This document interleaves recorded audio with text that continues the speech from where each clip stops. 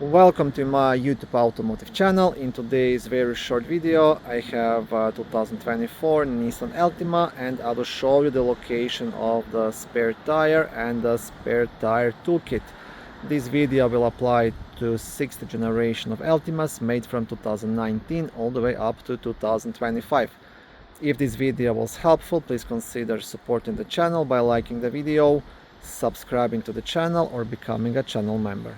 Okay, so if you open the rear trunk and lift the bottom cover, your tools will be right here. So you'll have a lift here and the tire wrench just next to it. And if you lift this piece up under it, there will be spare tire. Yeah, and that's it. Very easy to find and to use.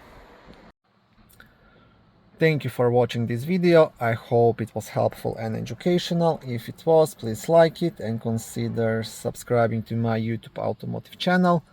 On my channel there is lots of how-to videos, do-it-yourself videos, car reviews, product reviews, and other similar automotive topics.